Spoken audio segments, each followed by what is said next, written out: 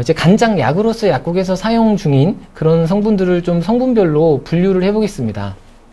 첫 번째는 이제 비타민 중에서 비타민, B군, 고함량 제제들을 약국에서 많이 활용을 하고 있습니다. 아까 설명드렸던 것처럼 이 간장약을 피로회복제로 알고 찾아오신 분들이 많은데, 그런 분들에게 이제 상담을 하다 보면 뭐 술을 많이 먹는 것도 아니고 뭐 간에 어떤 부담이 될 수 있는 상황이 아니지만 피로감을 호소하는 분들이 있거든요. 그러니까 그런 분들한테는 이제 비타민 B군 제품들을 현재 약국에서 정말 많이 사용 중이고요.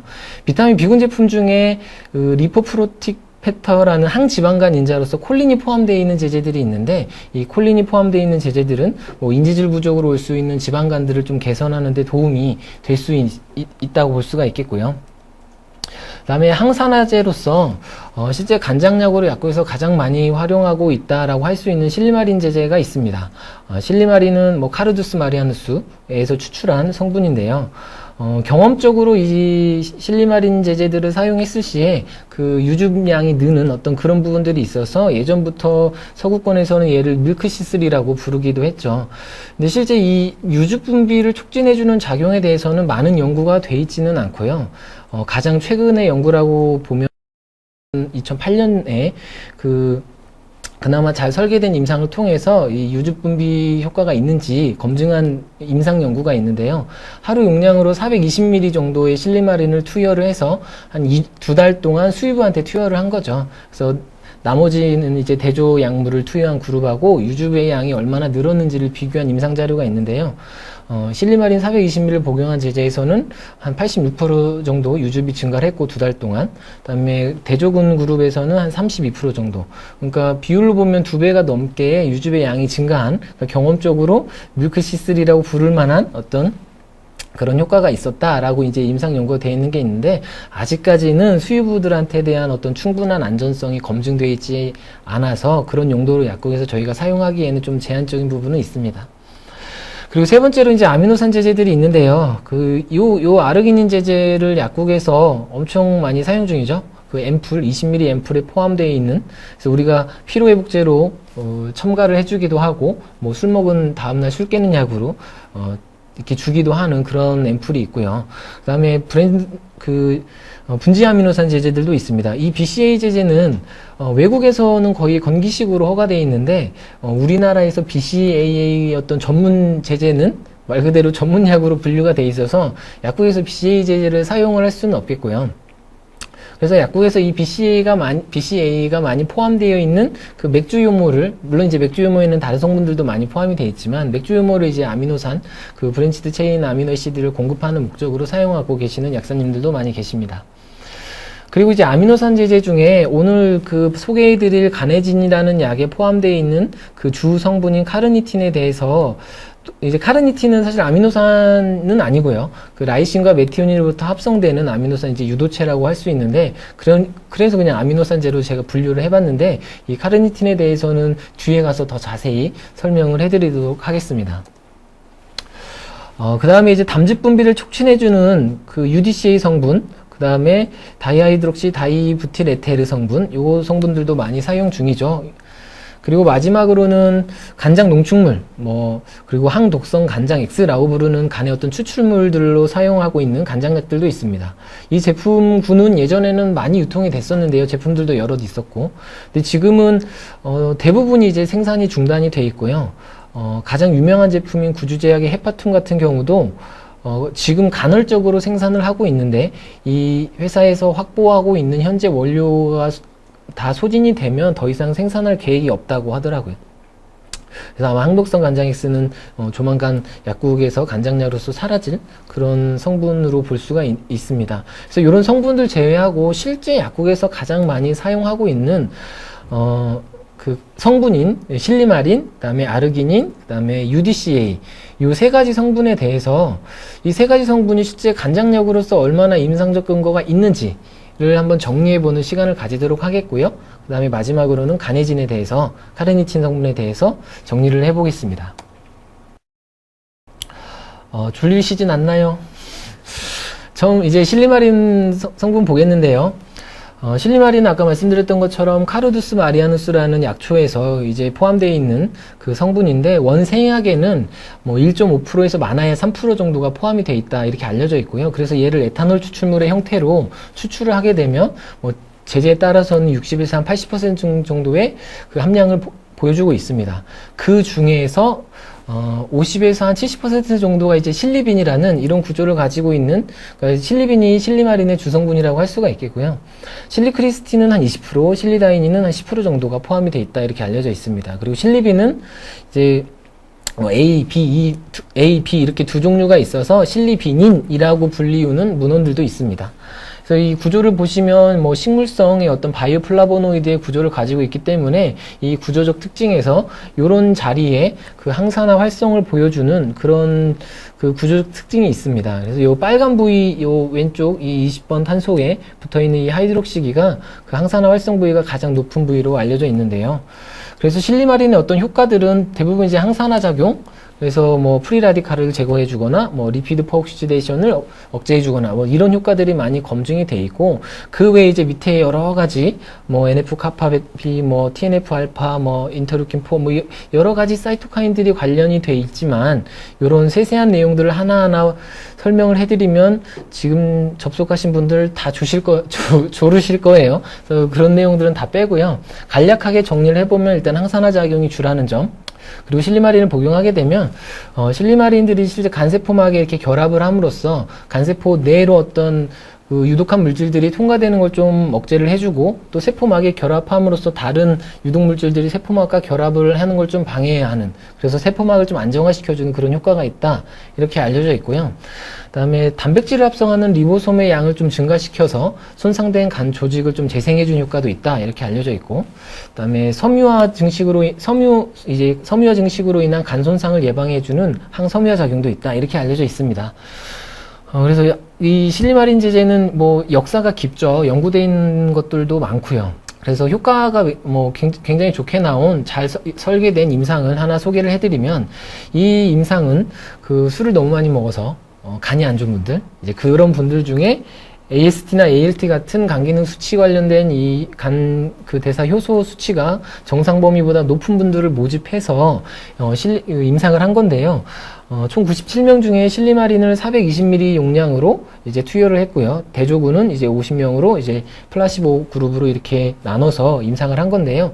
여기서 이제 짚고 넘어가야 될 부분은 실리마린으로서 420ml를 하루 용량으로 투여했다 이 부분인데, 실제 실리마린을 투여해서 간세포를 보호해주고 간 기능을 개선해주는 아주 그런 좋은 효과를 나온 임상들을 보게 되면요. 그런 임상들을 참고해 봤을 때 그런 효과를 기대할 수 있는 실리마린의 최소 권장 섭취량이 적어도 400ml 이상입니다. 실리마린으로서요. 근데 현재 약국에 나와 있는 실리마린 뭐 고함량 제제, 뭐 밀크시스 350ml 제제를 보더라도 그 일정당 함량이 실리마린으로서 200ml 넘는 제제들이 없거든요. 그러니까 우리가 약국에서 실리마린을 투여를 하고 어떤 효과를 기대하기 위해서는 그 제품, 그 고함량 제제들이 하루 1회 일정 복용으로 허가는 돼 있지만 용량 조절이 좀 필요할 수 있는 부분이 있다는 것이죠.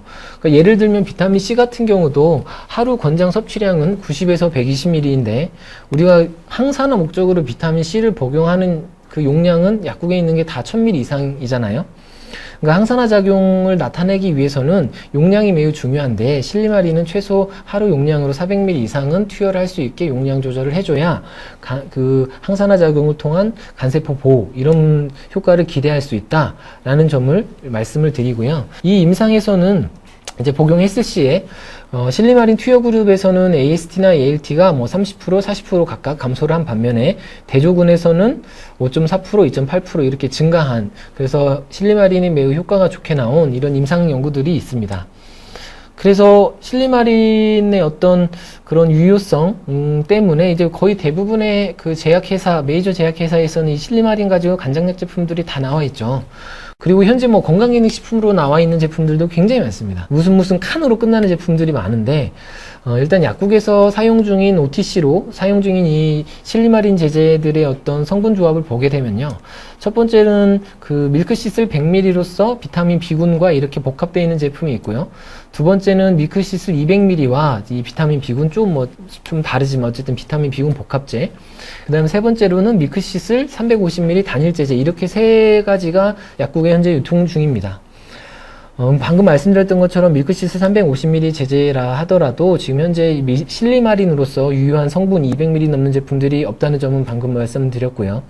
요 세 가지 성분에 대해서 어느 성분이 더 효과가 좋냐 이런 것들은 사실 비교 임상이 없기 때문에 어느 게 더 좋다라고 말씀을 드릴 수는 없겠고요.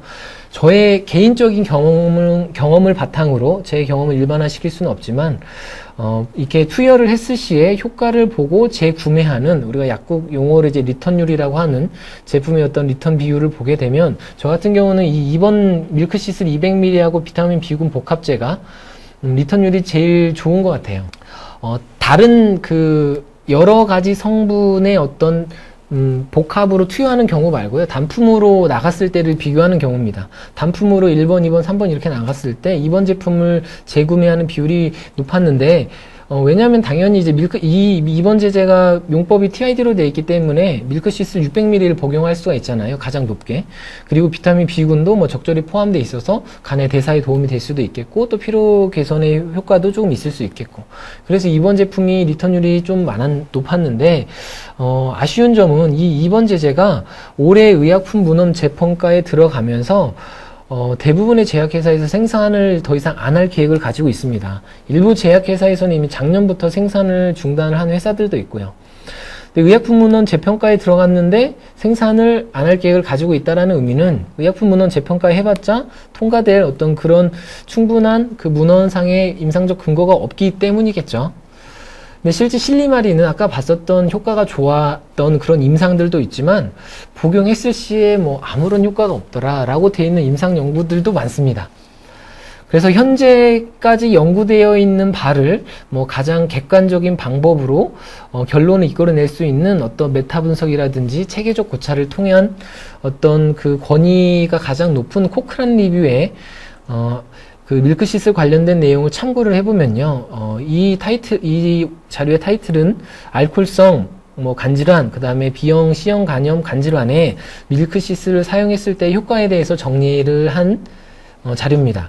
이 메타 분석에는 총 13개의 임상 자료를 분석을 했는데요. 결론은 이렇습니다. 이런 질환에 있어서 밀크시슬을 사용했을 시에 올 수 있는 유익한 효과들의 우리 결론으로서는 좀 의문을 제기한다, 이렇게 돼 있거든요. 그러니까 세부적으로 보면 알코올성 간질환에는 약간의 도움이 될 수 있다가 언급은 되어 있는데요.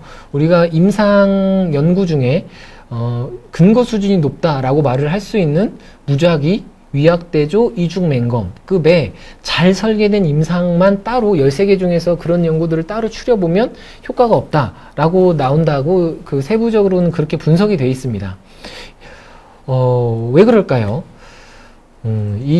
가장 큰 원인은 이 실리마린이라는 것이 이 식물성 추출물이다 보니까 그러니까 생약의 어떤 원생약의 어떤 품종, 그다음에 채취하는 방법, 그러니까 재배하는 방법, 채취 시기, 그리고 또 추출하는 방법 등에 의해서 유효 성분의 함량차가 굉장히 크게 날 수 있기 때문에 어떤 임상에서는 아예 효과가 없다고 나오고 어떤 임상에서는 효과가 좋다고 나오는 이런 효과 차이가 굉장히 큰 그런 경향이 나타난다는 거죠. 그러니까 우리가 약이라면 우리가 약으로서 재현성이라는 부분이 있잖아요. A라는 성분을 B라는 함량을 투여했을 때 어느 정도의 효과가 이제 나타날 거라 예상을 해야 되는 어떤 그런 재현성이 있는데, 식물 추출물의 특성상 이런 부분들을 좀 기대하기는 좀 어렵다는 거죠. 그러니까 이런 부분은 이 실리마린뿐만 아니고요. 약국에서 사용 중인 생약 추출물들에 대한 어떤 메타 분석 자료, 객관적인 어떤 분석을 해보면 결론들이 거의 다 이렇게 돼 있는 것들이 많습니다. 대표적으로는 승마 추출물도 결론이 이렇게 돼 있고요. 특히 이제 양파연조 추출물 같은 경우는 우리가 약국에서 의약품으로서 흉터 관리를 하는 분들에게 많이 사용을 하고 있지만, 실제 최근에 발표되고 있는 흉터 관련된 전문가 가이드라인에는 이 양파연조 추출물을 권장하고 있는 가이드라인이 하나도 없습니다. 대부분 이제 실리콘 겔, 뭐 실리콘 시트 이런 것들을 먼저 사용하게끔 권장이 되거든요. 약효 차이가 너무 크고 없다고 되어 있는 임상들이 많기 때문에 그런 그 가이드라인은 빠져 있어요. 그러니까 이 밀크시스를 우리가 약국에서 간장약으로 사용을 한다면 이 원료라는 부분이 굉장히 중요하고 실제 거기에 포함되어 있는 실리마린의 함량이 중요하다라고 말씀을 드릴 수가 있겠고요. 그리고 두 번째로는 아까 말씀드린 것처럼 허가되어 있는 것과는 달리 실리마린으로서 충분한 효과를 내주려면 하루 용량으로 최소 400ml 이상은 투여할 수 있게끔 약사님이 복용하는 환자들한테 보약 지도를 강하게 해주셔야 하는 그런 부분이 있다라고 설명을 드리면서 이제 실리마린에 대해서는 정리를 하고 넘어가도록 하겠습니다.